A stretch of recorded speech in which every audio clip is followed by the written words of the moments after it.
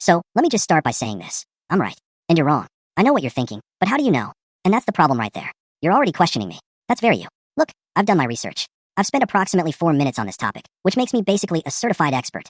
I even scrolled past the first Google result without reading it, which shows I have commitment to my opinions. The small things that prove my point. Let me give you some examples of where you're definitely messing up. On cereal, you pour the milk first. Milk first. I don't even need to explain why that's psychotic, but I will anyway because I'm thorough like that. Cereal goes first. It's literally in the name. Cereal. Not milk and then cereal. The order matters. Your parents clearly didn't teach you anything. On pizza folding. You fold your pizza. Who does that? We live in a society. A society. Pizza is a flat food. It stays flat. If you fold it, you're not eating pizza anymore. You're eating a warm, greasy burrito that betrayed you. And frankly, you should be ashamed. On hot dogs. A hot dog is not a sandwich. Don't even start with me. I can see you thinking about it right now, and I'm telling you to stop. A hot dog is its own entity. If you call it a sandwich, you're basically saying a Taco Bell burrito is a sandwich. You're a chaos agent, and we can't have that energy here. The phone call situation. And another thing, people who call instead of texting. Who are you? My grandmother? And even she texts now, which is making this really awkward for you. A phone call is an ambush. It's a surprise attack disguised as communication. Texting is civilized. It gives me time to prepare a response. A phone call expects me to just know what to say, to speak coherently, without editing. That's not a conversation. That's a hostage negotiation. Hey, can you call me? No, I cannot. I can text you. I can email you. I can send you an interpretive dance video if you're desperate. But a call? We're not that close. The thermostat wars. Don't even get me started on people who change the thermostat without asking. First of all, how dare you? Second, why do you hate everyone? Third, and this is important, it was fine at 72 degrees. Everyone knew it was 72 degrees. It was a good number, a balanced number, a fair number. But then Kevin walks in and immediately turns it to 69 because he's a cold person, or whatever. Kevin, my guy, put on a sweater. That's what they're for. They're little temperature suits. Don't punish the entire group because you made poor life choices about your body heat management. And don't even look at turning it up past 74. That's chaos. That's the thermostat equivalent of anarchy. At 75, I'm basically a rotisserie chicken. I don't want to be a rotisserie chicken, Kevin. I want to exist in moderate comfort. The parking lot philosophy. Here's another area where you're all wrong. People who don't return their shopping carts. Where do you people come from? What makes you think that's okay? Did your parents just not teach you anything? Those carts belong in the cart corral. Corral. There's a whole structure for them. It's not your personal decision to abandon it in the middle of the parking lot like you're a post-apocalyptic nomad. You're at a suburban grocery store, not Mad Max. And yes, someone else's job is to get them, but that doesn't make it okay. That's like saying, well, someone else cleans up after me, and then you just start pooping on the floor. That's the energy you're giving off right now. The great debate, toilet paper. Now, the toilet paper situation. Which way does it hang? Over or under? Over. It's over. It has always been over. Interior designers agree. Your weird aunt who keeps it under is wrong and probably has other issues we're not talking about. Underhangers are the same people who think hot dogs are sandwiches. There's a pattern here. You're revealing yourselves. The seasonal argument.